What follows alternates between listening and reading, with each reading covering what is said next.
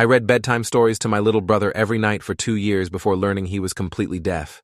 It started the night Mom and Dad brought Liam home from the hospital when I was 8 years old. He was this tiny, red-faced thing that cried constantly, and I remember feeling annoyed that everyone was making such a big deal about him. Mom asked me if I wanted to help with the baby, and I said no because I was in the middle of reading my favorite book about dragons and knights. But then Dad pulled me aside and told me that being a big brother was the most important job I'd ever have, and that Liam would look up to me for everything. He said I could teach him things and protect him and be his best friend. Something about the way Dad said it made me feel like I'd been given a secret mission, so I agreed to try. That first week was chaos with Mom barely sleeping and Dad taking time off work to help with feedings and diaper changes. Liam cried so much that I started wearing my headphones around the house just to block out the noise. But one evening when everyone was exhausted and overwhelmed, Mom handed Liam to me while she took a shower. He was fussing and turning red, and I didn't know what to do. I sat in the rocking chair in his nursery and just started reading out loud from the dragon book I'd been holding. Within minutes, Liam stopped crying and just stared at me with these huge dark eyes. I kept reading even though I knew he couldn't understand the words, and he stayed calm the entire time. When Mom came back, she found us like that, and actually cried. She said I was a natural big brother, and that Liam clearly loved my voice already. After that night, it became our routine. Every evening before Liam's bedtime, I'd sit in the rocking chair and read to him for at least 30 minutes. At first, I just read whatever books I was into, fantasy adventures and mystery stories that were way too advanced for a baby. But Liam seemed to love it regardless. He'd focus on my face with this intense concentration, occasionally reaching up to grab at my shirt or touch my cheek. Mom said babies responded to the sound of voices and the rhythm of speech, that it helped their brain development, even if they couldn't understand the actual words yet. As Liam got older and could sit up on his own, I started picking books specifically for him. Picture books with animals and colors, simple stories about trucks and trains.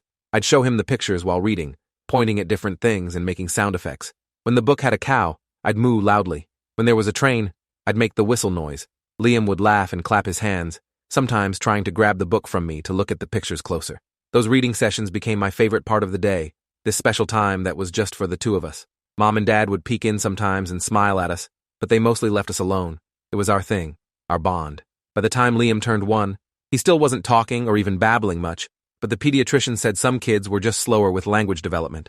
Mom seemed worried during those doctor visits, asking lots of questions about milestones and developmental delays, but the doctor kept reassuring her that boys often talked later than girls and that there was a wide range of normal.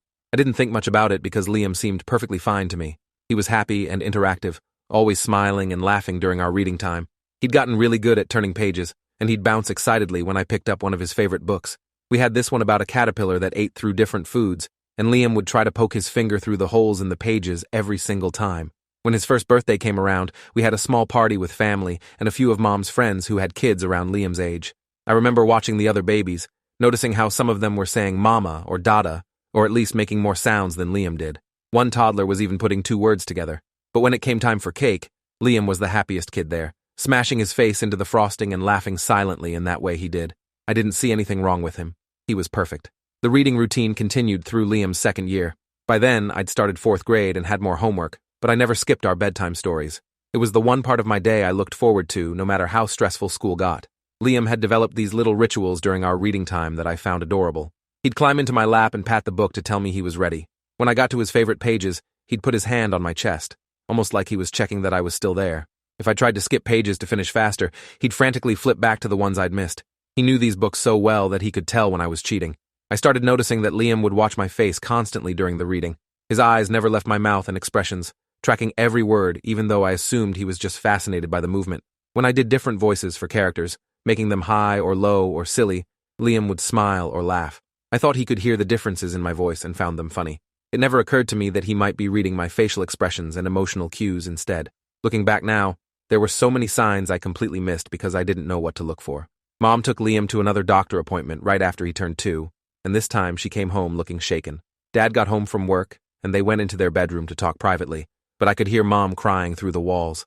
I stood outside their door feeling scared because I'd never heard Mom cry like that before, these deep sobs that sounded like something was broken inside her. When they finally came out, both their eyes were red, and Dad's jaw was clenched in that way it got when he was trying not to show emotion. They sat me down at the kitchen table and told me the doctor had some concerns about Liam's development, specifically his lack of speech and his responses to sound. They'd scheduled an appointment with a specialist called an audiologist for the following week. I asked what that meant, and Dad explained it was a doctor who checked hearing.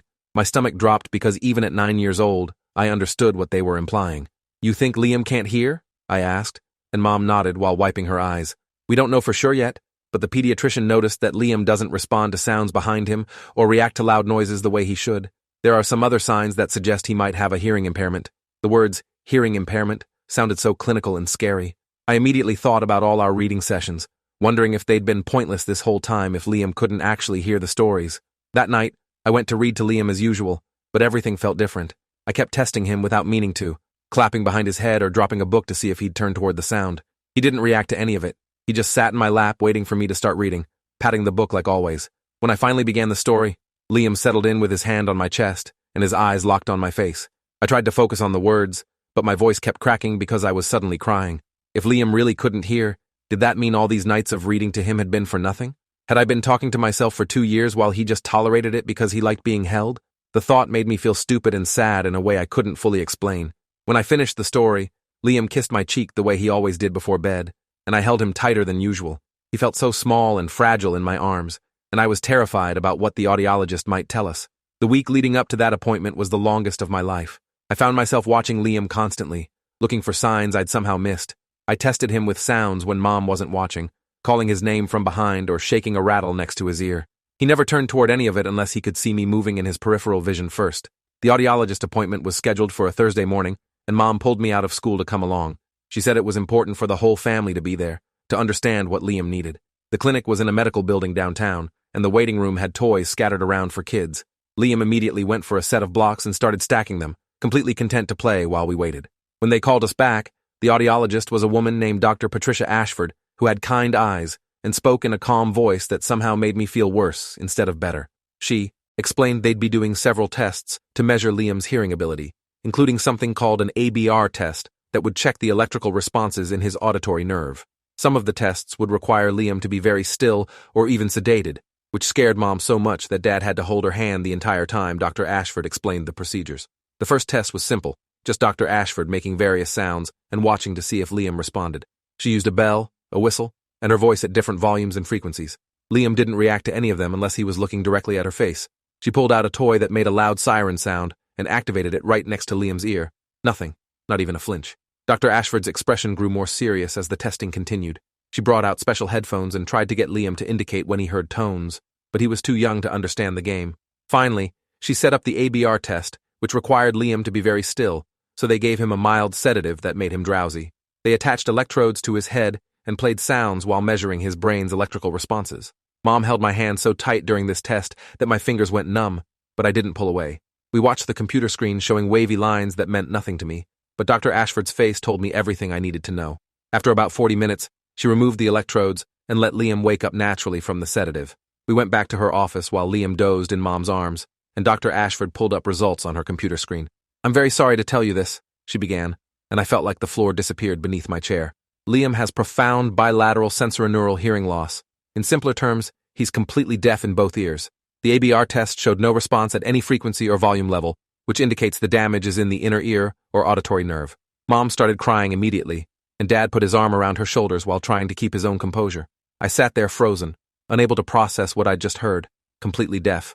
Not hard of hearing or partially deaf, but completely unable to hear anything at all.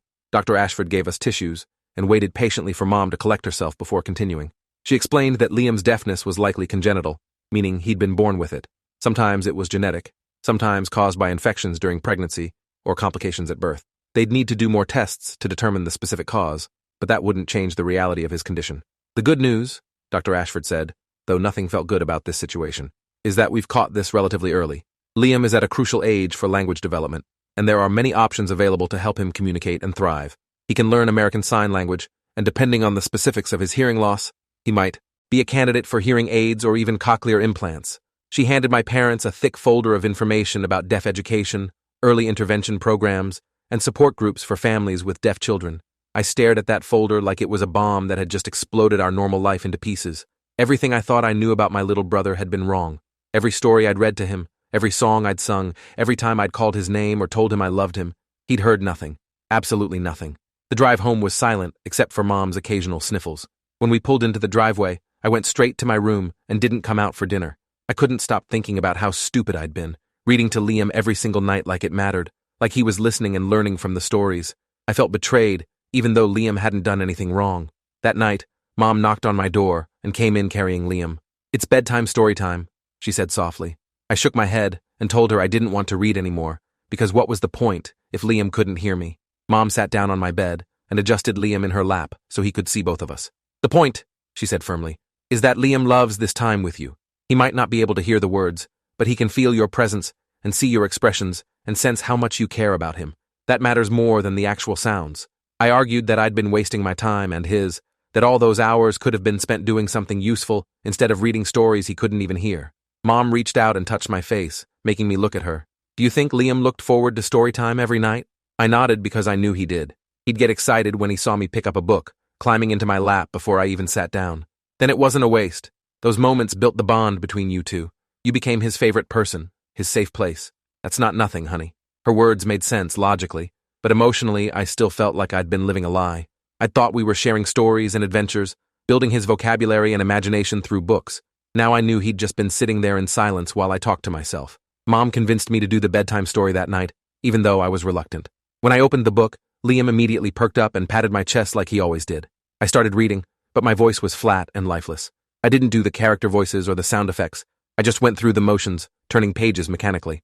Halfway through, Liam put his small hand on my cheek and made me look at him. He was frowning, his eyebrows scrunched together in concern. Then he kissed my nose, something he rarely did, and smiled at me so genuinely that I started crying again. This tiny 2-year-old who couldn't hear a single word I was saying was trying to comfort me because he could sense my sadness. I pulled him closer and finished the story properly, doing all the voices and expressions, even though I knew he couldn't hear the differences in my tone. When I got to the end, Liam clapped his hands the way he always did, and I realized Mom was right. This ritual had never been about the words at all. It had been about us spending time together, about the connection we'd built through routine and presence. The hearing loss didn't erase any of that. Over the next few weeks, our house transformed into a learning center for sign language. Mom bought books and DVDs about ASL, and we all started taking classes at a deaf community center downtown. The instructor was a deaf woman named Olivia who'd been signing since childhood, and she was patient with our clumsy attempts to form words with our hands. I was surprised by how complex and beautiful sign language was, how it wasn't just hand movements, but also involved facial expressions and body language. Everything I'd been doing unconsciously while reading to Liam, the expressions and gestures, had actually been a form of communication he could understand. Olivia explained that deaf children often became very good at reading faces and picking up on emotional cues because they couldn't rely on vocal tone or inflection. Liam had been doing that with me all along, understanding my moods and reactions through visual information rather than auditory. It made me see our reading sessions in a completely new light. I hadn't been wasting my time at all. I'd been teaching Liam about emotions and storytelling through my expressions and body language, even if he couldn't hear the actual words. That realization helped ease some of the guilt and sadness I'd been carrying. I threw myself into learning sign language with an intensity that surprised even my parents. While they learned the basics for everyday communication, I went deeper, studying grammar rules and practicing until my fingers ached. I wanted to be fluent so I could really talk to Liam, so we could have actual conversations instead of just me reading at him. Within 3 months, I could sign simple stories and hold basic conversations. Liam was like a sponge, absorbing signs faster than any of us. By his 2nd birthday, he knew over 50 signs and was starting to combine them into short phrases. The first time he signed "love you" to me, I cried happy tears instead of sad ones. We modified our bedtime routine to include sign language. I'd still read the words out loud, partly out of habit and partly because Mom said it was good for my reading skills. But now I'd also sign keywords and show Liam the pictures while explaining what was happening using ASL. He'd sign questions or comments, and we'd have these amazing discussions about the stories. He had opinions about which characters were good or bad, and he'd predict what might happen next. All the things I'd thought we were missing out on were actually possible, just in a different language. One night, about 6 months after the diagnosis, Liam signed something new after our story. It was clumsy because his motor skills were still developing, but I understood it clearly. "Why you sad before?" he asked, referring to those weeks when I'd been processing his deafness. I thought carefully about how to explain it in terms a 2-year-old could understand. I signed back slowly, making sure he could follow. "I was sad because I didn't understand yet. I thought you couldn't hear me, so our stories didn't matter. But now I know they always mattered. You could always see me and feel me. That's just as good." Liam considered this seriously, then signed, "I love stories. I love you." Then he climbed out of my lap and went to his bookshelf, pulling out the dragon book I'd been reading the very first night I ever read to him. "This one," he signed, bringing it back to me. I was shocked because I hadn't read that book to him in over a year, since it was way too advanced for a toddler. "You remember this book?" I signed. He nodded enthusiastically and patted it. "First book. You read. I was baby. I didn't think 2-year-olds could have memories from when they were infants, but Liam clearly remembered something about that book, and those early reading sessions. Maybe it was the feeling of being held and safe, or maybe he remembered watching my face tell the story, even if he couldn't hear the words. Either way, it meant everything to me. I read him the Dragon Book that night, signing what I could and finger-spelling the words I didn't know signs for yet. Liam watched with complete attention, and when I finished, he signed, "More stories tomorrow." Starting school was complicated because we had to decide between mainstream education with an interpreter or a school specifically for deaf children. Mom and Dad visited several programs, weighing the benefits of each option. The mainstream school would give Liam exposure to both deaf and hearing children, teaching him to navigate the hearing world. But the deaf school would immerse him in ASL and deaf culture, surrounding him with people who shared his experience. They ultimately chose a deaf school for his early years, with the plan to transition to mainstream school later if that's what Liam wanted. I was nervous about him going to school, worried that he'd forget about our reading time or that other kids would become more important than me. But Liam's teacher, Mr. Holloway, actually encouraged parents and siblings to continue reading at home, saying it built literacy skills regardless of hearing status. He suggested we get books specifically designed for deaf children, ones that emphasized visual storytelling and included sign language in the illustrations. We started collecting a whole new library of these books, and our reading time evolved again. Now Liam would tell me about what he learned at school, signing excitedly about his friends and teachers. He'd teach me new signs he'd picked up, correcting my hand, shapes when I got them wrong. Our roles had shifted slightly. I was still the big brother reading stories, but now Liam was also teaching me about his world and his language. By the time Liam turned 4, he was completely fluent in ASL and starting to learn written English. The reading sessions now involved him following along with the text while I signed the story, making connections between the written words and their signed equivalents. He'd point at words and ask me to show him the sign, building his vocabulary in both languages simultaneously. His teacher said Liam was one of the strongest readers in his class, and I felt proud knowing our nightly ritual had contributed to that. One evening, Liam brought home a book from his school library that was illustrated by a deaf artist. The pictures were beautiful and detailed, and the story was about a deaf bunny learning to communicate with his hearing family. As I read it, I realized it was basically our story, just with animal characters. When I got to the part where the bunny teaches his brother sign language so they can talk about their dreams, Liam signed, "Like us." I nodded and signed back, "Exactly like us. You taught me how to really talk to you." Liam smiled and hugged me, and I felt grateful for everything we'd been through. The diagnosis that had seemed like a tragedy at first had actually opened up a whole new world for our family. I was in middle school when Liam started asking questions about why he was deaf and whether it could be fixed. Mom and Dad had taken him to several specialists over the years, exploring options like hearing aids and cochlear implants. The audiologists all said the same thing. Liam's hearing loss was profound enough that traditional hearing aids wouldn't help much, but he was a candidate for cochlear implants if the family chose to pursue that route. The decision was complicated and controversial. Some members of the deaf community viewed cochlear implants as an attempt to fix something that wasn't broken, arguing that deafness was a cultural identity rather than a disability. Others saw the implants as a tool that could give deaf children more options in life. Mom and Dad researched extensively, attending seminars and talking to families who'd chosen different paths. They ultimately decided to let Liam make the choice himself when he was old enough to understand the implications. In the meantime, they focused on giving him a rich life in both deaf and hearing worlds, teaching him that his deafness wasn't something to be ashamed of or something that needed fixing. It was just part of who he was, like having brown eyes or being left-handed. I agreed with this approach because I'd come to see Liam's deafness not as a tragedy, but as a difference that made him unique and special. When Liam was 6, something happened at school that made me realize how much he'd grown. A hearing kid in his neighborhood made fun of the way Liam moved his hands, calling it weird flapping, and saying he looked stupid. Liam came home upset, signing angrily about the encounter. I expected him to be hurt or embarrassed, but instead he was mostly frustrated that the other kid was ignorant. "He doesn't know sign language is real language," Liam signed. "He thinks only voice talking counts. That's wrong." I was impressed by his confidence and his understanding that the problem was the other kid's ignorance rather than his own deafness. We talked about how to handle situations like that, role-playing different responses. I taught him some comebacks, like signing, "I can speak 2 languages. How many can you speak?" Mom wasn't sure about encouraging confrontation, but Dad said it was important for Liam to learn to stand up for himself. The next time someone made fun of his signing, Liam apparently handled it so well that the kid apologized and asked to learn some signs. Liam came home beaming, proud that he'd educated someone instead of just feeling bad about himself.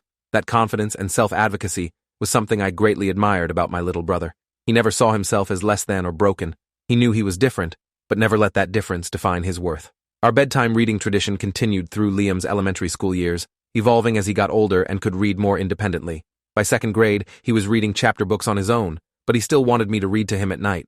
We'd take turns now, with him reading a page in sign language and me reading the next page aloud while signing it. Sometimes we'd watch movies together with captions, pausing to discuss the plot or predict what would happen next. Other times we'd just hang out in comfortable silence, which I'd learned was its own form of communication. I'd gone from being terrified of silence to appreciating it as a space where Liam and I could just exist together without pressure to perform or entertain. The silence wasn't empty or awkward. It was full of presence and understanding. When I started high school, my schedule got busier with homework and extracurricular activities. I worried about having less time for Liam, but he was understanding about it. We adjusted our routine to fit my schedule, sometimes reading earlier in the evening or doing shorter sessions on particularly busy nights. The important thing was maintaining the connection, not the exact timing or duration. Liam started having friends sleep over, and I was surprised when he asked if I'd read to all of them before bed. I felt awkward at first, signing stories to a group of deaf 8-year-olds who probably thought I was old and boring, but they loved it, laughing at my dramatic expressions and asking questions about the stories. One of Liam's friends, a girl named Sophie, told him I was the coolest big brother ever because I could sign so well. Liam beamed with pride and signed, "I taught him everything." It wasn't exactly true since I'd learned from classes. And books too, but I let him have that moment. To him, we'd learned sign language together, teaching each other in the process. That was more accurate than saying either of us had taught the other. We'd been partners in this journey from the start. High school brought new challenges as I dealt with typical teenager stuff like dating and friend drama and college applications. Sometimes I got frustrated with the extra responsibilities of having a deaf brother, like having to interpret for him at family gatherings or explain things that hearing people took for granted. There were moments when I resented how much of my childhood had been shaped by Liam's needs, how our family's decisions always had to factor in his deafness, but those moments passed quickly, usually followed by guilt for even thinking such things. Liam didn't ask to be deaf, and he handled his challenges with more grace than I handled my much smaller problems. Watching him navigate a world not built for him with such confidence and joy put my own struggles in perspective. When I was applying to colleges, Liam got upset because he didn't want me to leave.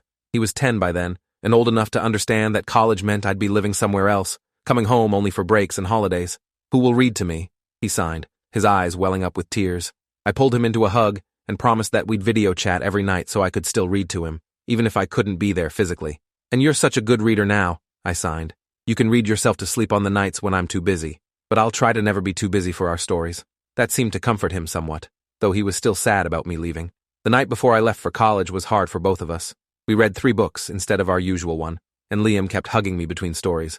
When it was finally time for bed, he signed, "Promise you won't forget me." I signed back firmly, "Impossible. You're my best friend. Nothing will change that." I moved into my dorm in August and kept my promise about video chatting. Most nights around 9 o'clock, Liam would call me on FaceTime and we'd read together. He'd show me the book he'd chosen, and I'd read it aloud while signing, just like always. Sometimes my roommate would walk in and see me signing to my phone, and I'd have to explain about Liam. Most people thought it was sweet, though a few seemed confused about why I'd bother reading to a deaf kid. Those people didn't get it, and I didn't waste energy trying to explain something they couldn't understand. The video chat reading sessions worked well most of the time, but there were nights when I was too busy or too tired and would cancel on Liam. He'd be understanding about it, but I could see the disappointment on his face through the screen. I started feeling guilty about those missed nights, realizing how much Liam still depended on our routine for comfort and connection. During winter break, when I came home, Liam barely left my side. He wanted to do everything together, like he was trying to store up time with me before I left again. We read together every single night of that break, sometimes multiple times a day. When it was time to go back to school, Liam cried harder than he had when I first left, and Mom told me later that he'd been having nightmares about me not coming back. I felt terrible and promised to be better about keeping our reading schedule consistent. Spring semester, I was much more reliable about our nightly video chats, turning down social invitations if they conflicted with Liam's reading time. My friends started joking that I had a 9 o'clock curfew because of my bedtime story date, but I didn't care what they thought. This time with Liam was sacred, a thread connecting us despite the physical distance. I noticed that our conversations during these video chats went beyond just reading now. We'd talk about our days, our problems, our dreams. Liam would tell me about school drama and friend issues, asking for advice about how to handle situations. I'd tell him about my classes and college life, translating my experiences into signs he could understand. One night during finals week of my freshman year, I was particularly stressed about an exam and almost canceled our reading session. But when Liam called right on schedule, I decided to answer and just explain that I needed to study. Before I could sign anything, Liam held up a book and signed, "I'm going to read to you tonight. You need a break." He'd chosen a simple picture book that he could read easily, and he signed the entire story to me with dramatic expressions and character voices. It was such a role reversal from those early nights when I'd read to him as a baby, and I found myself relaxing despite my stress. When he finished, he signed, "Feel better?" I nodded and signed back, "Much better. Thank you for taking care of me." He grinned and signed, "That's what brothers do." That moment crystallized something I'd been slowly realizing. Our relationship had evolved from me being the caretaker to us being true equals who supported each other. The bedtime stories had started as something I did for Liam, but they'd become something we did together, a space where we could both be vulnerable and comforted. Summer after freshman year, I got an internship in the city near my college, which meant I wouldn't be coming home much. Liam was devastated when he found out, and we had our first real fight about it. He accused me of abandoning him and not caring about our time together anymore. I tried to explain that the internship was important for my career, but he didn't want to hear it. We didn't talk for 3 days, which was the longest we'd ever gone without communicating. Finally, Mom intervened and made us sit down together. Through tears and angry signs, we worked through the hurt feelings. Liam admitted he was scared that I'd found new priorities and would gradually phase him out of my life. I admitted that I'd been so focused on building my future that I hadn't considered how my choices affected him. We came up with a compromise. I'd come home at least 1 weekend a month, and we'd maintain our nightly video chat reading sessions no matter what. Additionally, I'd send him postcards and letters throughout the summer, giving him something physical to hold on to when he missed me. That summer was hard being away from home and from Liam, but the daily video chats helped. We'd branched out from just children's books to reading young adult novels together, alternating chapters. Liam was 12 now, and his reading level was impressive.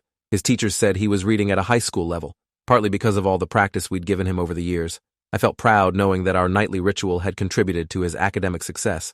The postcards I sent became a thing too. I'd find ones with interesting pictures and write about what I was doing, describing the city and my internship in detail. Liam kept them all in a special box, and when I came home for visits, he'd show me how he'd organized them chronologically, creating a visual timeline of my summer.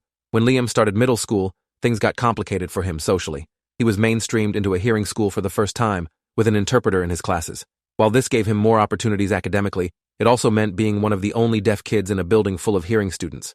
He struggled with feeling isolated and different, and our nightly reading sessions became less about the actual books and more about him processing his experiences.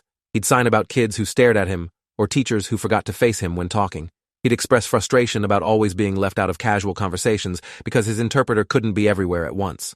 I listened and offered what support I could, but I knew my advice was limited since I couldn't truly understand what he was going through. One night he signed something that broke my heart. Sometimes I wish I could hear so I could be normal like everyone else. I didn't know how to respond to that. Part of me wanted to tell him that hearing wasn't better, just different, and that his deafness made him special. But I also knew that platitudes wouldn't help. Instead, I signed, "I can't imagine how hard that must be, but I want you to know that you're perfect, exactly as you are, and anyone who makes you feel otherwise is wrong. You're not less than anyone else. You're just navigating a world that wasn't built for you, and that takes incredible strength." He cried, and I wished I could reach through the screen to hug him. The next day, I called Mom and told her about the conversation. She'd noticed Liam's struggles too, and had already been looking into support groups for deaf teens. She found a program that met monthly, where deaf students from different schools could connect and socialize. Liam was hesitant at first, but after attending one meeting, he came home energized and happy. He'd met other kids who understood exactly what he was going through, and they'd exchanged numbers to text throughout the month. Having those friendships made a huge difference in Liam's confidence and happiness. He stopped talking about wishing he could hear, and instead started advocating for better accommodations at his school. He educated his classmates about deaf culture and taught several of them basic signs. By the end of 7th grade, he had a solid friend group that included both deaf and hearing kids who'd made the effort to learn ASL. I was so proud of how he'd turned his struggle into advocacy and education. During winter break of my junior year, something shifted in our reading routine. Liam had been reading a book about a deaf teenager who got cochlear implants, and it brought up the conversation that Mom and Dad had been waiting for. Liam asked me what I thought about him getting implants, if I thought it would change who he was or make him less deaf. I chose my words carefully, signing, "I think it's completely your choice. Cochlear implants might give you access to sound, but they won't make you hearing. You'll always be deaf, and that's not bad. It's just who you are. If you want to try implants because you're curious about sound or think they'll help you navigate the hearing world, that's valid. If you don't want them because you're happy with who you are and don't need to change, that's also valid." Liam thought about this for a long time before signing, "What if I get them and they change our reading time? What if I stop needing you?" That question revealed what this was really about. He wasn't scared of the surgery or uncertain about wanting to hear. He was scared that cochlear implants would somehow damage our bond, that our special connection built on sign language and visual communication would become unnecessary if he could hear. I signed firmly, "Nothing could ever change what we have. Even if you got implants tomorrow and could suddenly hear perfectly, I'd still sign with you. I'd still read to you every night. The implants wouldn't erase 14 years of us being brothers and best friends. They'd just be another tool you could use, like wearing glasses to see better." That seemed to ease his worries, and over the next few months, he worked with Mom and Dad to research the surgery and recovery process. They met with audiologists and surgeons, talked to other families who'd chosen implants, and learned about what to expect. In the end, Liam decided to get the surgery done during the summer before 8th grade, giving him time to heal and adjust before school started again. I took time off from my summer internship to be home for the surgery, wanting to support him through the process. The day of the procedure, our whole family sat in the hospital waiting room for hours while surgeons implanted the device under Liam's skin. When they finally let us see him in recovery, he looked so small and vulnerable with bandages wrapped around his head. He was groggy from anesthesia, but signed weakly. Did it work? I had to explain that the implants wouldn't be activated for several weeks, giving his surgical site time to heal. He'd still be deaf for now, living in his familiar silent world for just a bit longer. The recovery process was harder than any of us expected. Liam had pain and dizziness, and he couldn't do most of his normal activities. He got frustrated and bored, especially since he couldn't even read comfortably with the headaches he was experiencing. I stayed with him most days, and we'd watch captioned movies or just sit together. He couldn't handle our usual reading sessions, so instead, I'd sign him short stories I made up, simple tales about brave kids going on adventures. One story became a running series about a deaf detective who solved mysteries using his exceptional observation skills. Liam loved that character and would sign suggestions for future cases. Slowly, he healed. The bandages came off, revealing the external processor that would need to be attached when the implant was activated. The surgeon explained that activation day would be emotional and overwhelming, that Liam shouldn't expect to immediately understand speech or music. It would take time and therapy for his brain to learn how to interpret the electrical signals as sound. The day they activated the implants, I went with Liam and Mom to the audiologist's office. Dr. Ashford, who diagnosed Liam 13 years ago, was there to oversee the process. She attached the external processor to Liam's head and explained what would happen when she turned it on. "You're going to hear sound for the first time," she signed. "It might be strange or uncomfortable at first. If it's too much, let me know immediately." Liam nodded, looking both excited and terrified. I sat next to him and held his hand while Dr. Ashford activated the processor. Liam's eyes went wide and he grabbed my hand so tight it hurt. His face cycled through several emotions: surprise, confusion, discomfort, wonder. Dr. Ashford was speaking, and Liam was clearly hearing something, though it probably didn't sound like normal speech yet. After a few minutes, she turned it off to give him a break, and Liam immediately started signing frantically. That was so weird. Everything was beeps and buzzes, and my own breathing was so loud, and I could hear my heart beating, and it was too much and also amazing, and I don't know what anything was, but I heard something, and oh my God. His signs were rapid and excited, and I found myself crying happy tears. This was a huge moment for him, his first experience with sound after 13 years of silence. Over the next few months, Liam worked with a speech therapist and audiologist to train his brain to interpret the implant's signals.